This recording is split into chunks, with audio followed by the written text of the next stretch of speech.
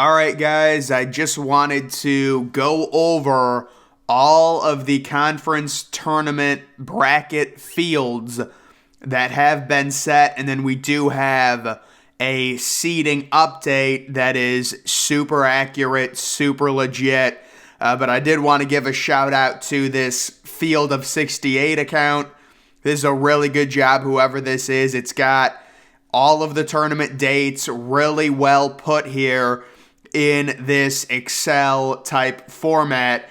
You can see all the bigger tournaments. They're not going to be kicking off until next week, March 7th, March 8th. But we do have a lot of smaller tournaments whose brackets have already been set with, we got the Atlantic Sun kicking off today.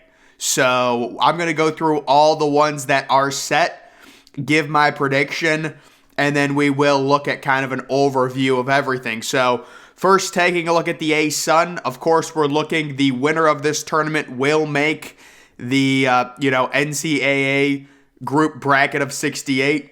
And just looking at this, you can see Kennesaw State, the number 1 overall seed. But guys, when it comes to the A-Sun, I'm going with Liberty.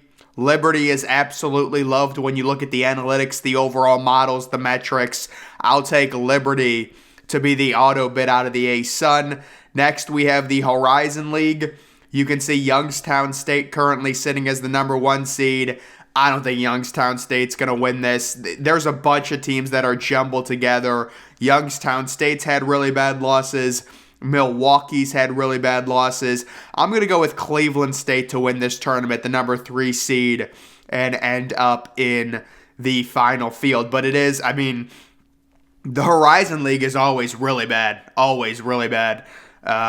Next, we have the Patriot League, and of course, Colgate. So Colgate, I believe they've been to 3 straight tournaments on 3 straight auto bids. They've got such a very good offense. They're a well-oiled machine. And I am certainly going to take Colgate, the number 1 overall seed, to win this. They will face Loyola Maryland or Holy Cross. That's basically a bye to the semifinals. And then they're facing Army or Boston U. Yeah, Navy is the 2 seed. The Patriot League is just not deep at all. The only team I could see maybe giving Colgate some trouble is the 3 seed Lehigh if they end up making the championship of this bracket. But I would expect Colgate to be in another NCAA tournament, probably as a 13 or a 14 seed. Next, we have the Summit League. You can see Oral Roberts, the big story here. They, what did they go? 17-0 in conference, 18-0. They're 27-4 overall. So Oral Roberts possibly looking, we'll have to see, possibly at a 12 seed. I think if there's a team that can really hang with them, it is the 2 seed. After that, I'm shocked North Dakota State is a 3. They did not have a good season. But South Dakota State, I know they just lost to Oral Roberts at home, but it was a close game. And the bid here, it'd be interesting if Oral Roberts made it to the championship and then lost. Would they possibly get an at-large bid? I don't think they would, just because their resume will be so bad. But that would be like a 30-5 record. They would be like right on the bubble. But again, when you look at their overall metrics, they're still not good, even with that record. But let's say they blow everyone out, they win 3 games, and then they lose a close game to South Dakota State. Would they have a chance at making it as an at-large at 30-5? I would probably say no, but it's either going to be Oral Roberts or South Dakota State. There's no one else in that conference. The 3 seed North Dakota State is just not very good. Next, we have the Big South, and you can see UNC Asheville. Whoever wins this conference will be a 16 seed, will probably be in the play-in 16 seed game, so it's not good there. But you've got UNC Asheville, the favorite here. I've seen them on a number of overall brackets. You can see Longwood, the number 2 overall seed, and then Radford. I'll go with UNC Asheville to win this tournament, but I don't have great confidence. Next, we have the Ohio Valley Conference Championship. You can see the way they do this. They set it up really nice for the number 1 and the number 2 seeds. It's going to be Morehead State and Tennessee Tech just having to win one game to make it to the championship. And I think I'll probably just go with Morehead State to win the tournament. I mean, I don't know enough. Tennessee Tech, I'm shocked as a 2 seed. Shocked. Next, we have the West Coast, a hilarious bracket, right? St. Mary's and Gonzaga both have to win one game to make the championship, and I think St. Mary's and Gonzaga will both win that game, and I do think St. Mary's will beat Gonzaga and win the conference tournament after losing to Gonzaga just a few days ago. They're going to get some revenge there. Is there any team I can see that could upset either St. Mary's or Gonzaga? Maybe Santa Clara, but probably not. I mean, Gonzaga's been such a power keg on offense, and St. Mary's is just a solid overall, fundamentally sound team. Next, we have the SBC Championship. You've got Southern Miss. Yes, Southern Miss is good, and let me tell you something. Marshall is good. So when it comes to this, bracket, I like Marshall versus Southern Miss in the final, and I think I would take Marshall to win. They are really good analytically. I really like Marshall. Southern Miss, while they do have a really good record, they've won a lot of very close games. The analytics tend to err against that, and I just think Marshall is a better team. So even though Marshall's a 3 seed, I think they can win that one. Taking a look at the Southern Conference, you can see the number 1 overall team, Furman. I didn't even realize they were back to the number 1 spot over Samford, but I do think Samford will win this tournament. They were number 1 in this conference throughout the entire year until, I guess the last week.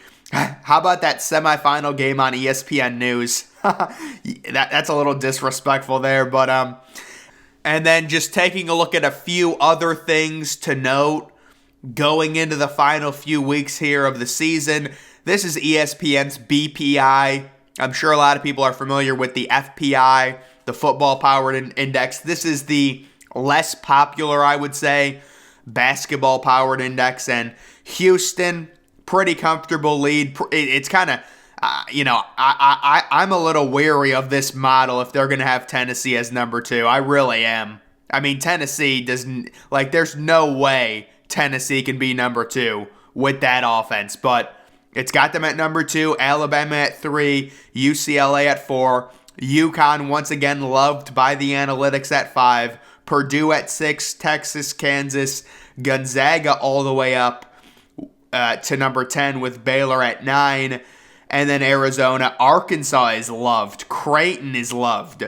Indiana, Kentucky, they were just a bubble team. They're up 8 spots. You look at the trend there.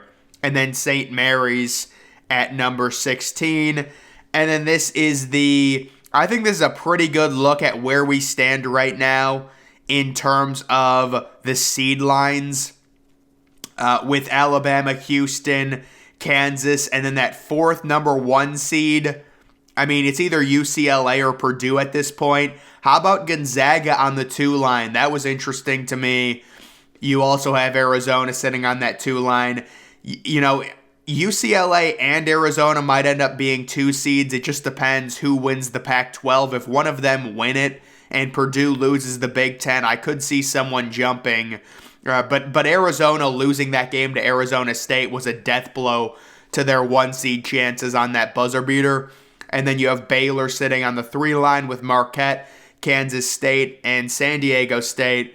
Kind of an interesting thing. You can see the actual rank of the teams on the right. Kansas State ranked 25th, so maybe a little bit of a weak 3 seed, but they certainly deserve it with their record in conference.